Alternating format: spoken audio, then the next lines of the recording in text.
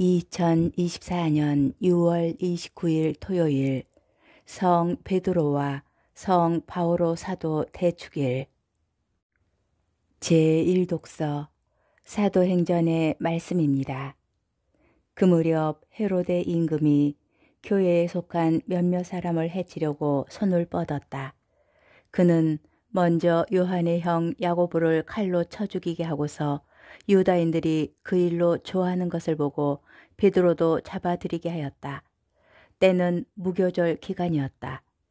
그는 베드로를 붙잡아 감옥에 가두고 4명씩 짠 4개의 경비조에 맡겨 지키게 하였다.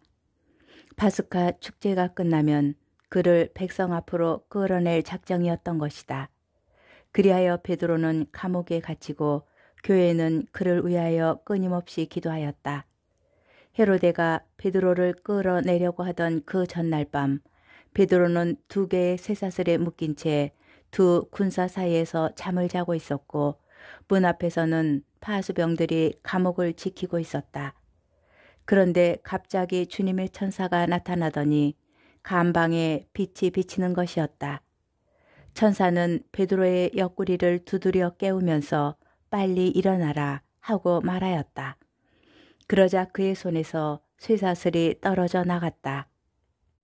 천사가 베드로에게 허리띠를 메고 신을 신어라 하고 이르니 베드로가 그렇게 하였다. 천사가 또 베드로에게 겉옷을 입고 나를 따라라 하고 말하였다. 베드로는 따라 나가면서도 천사가 일으키는 그 일이 실제인 줄 모르고 환시를 보는 것이라니 생각하였다.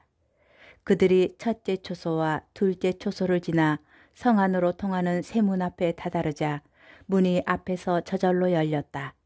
그래서 밖으로 나가 어떤 거리를 따라 내려갔는데 천사가 갑자기 그에게서 사라져 버렸다. 그제야 베드로가 정신이 들어 이렇게 말하였다. 이제야 참으로 알았다.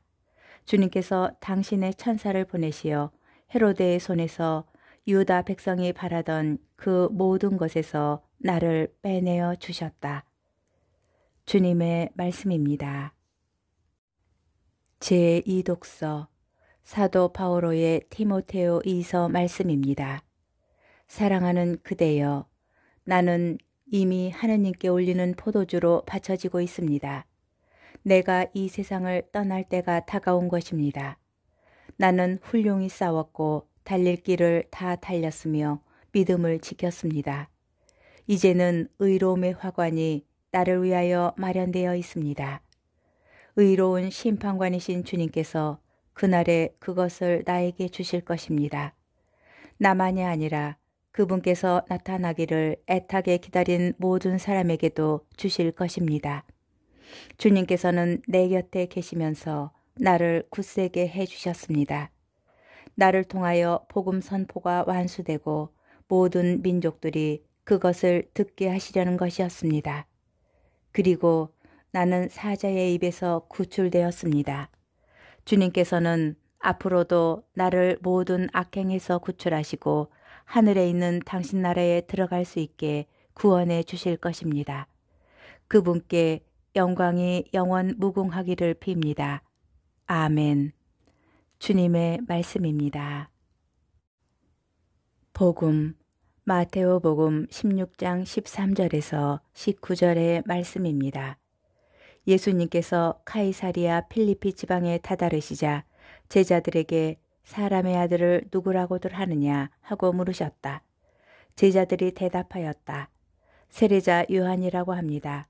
그러나 어떤 이들은 엘리야라 하고 또 어떤 이들은 예레미야나 예언자 가운데 한 분이라고 합니다.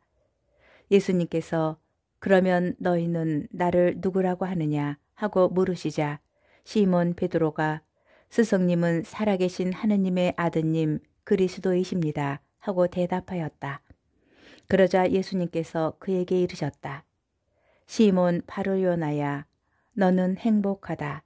살과 피가 아니라 하늘에 계신 내 아버지께서 그것을 너에게 알려주셨기 때문이다.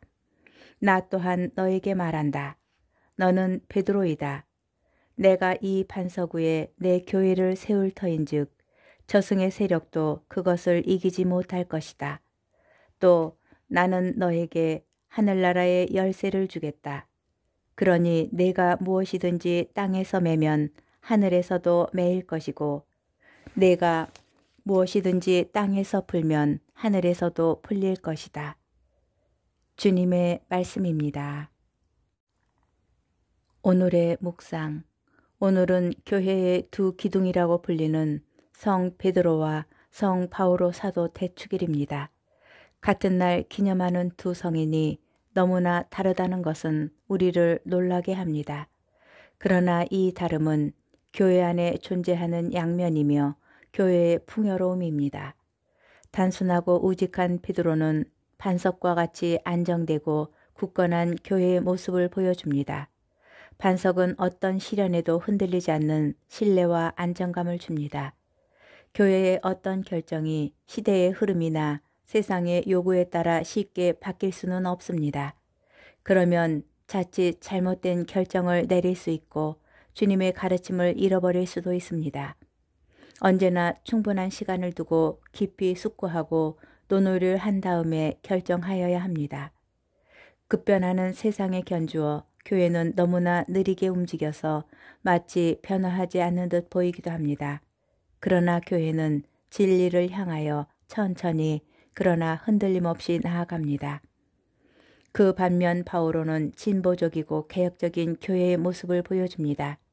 그리스도가 유다교의 울타리에서 벗어나 다른 지역에 전파되는 시기에 바오로는 급진적 개혁을 이루어냅니다. 개종한 이방인들에게 유다인의 오랜 전통인 율법과 할례의 짐을 지우지 않으면서 그들이 자유롭게 진리를 받아들이고 그리스도교 공동체로 들어오는 길을 열었습니다.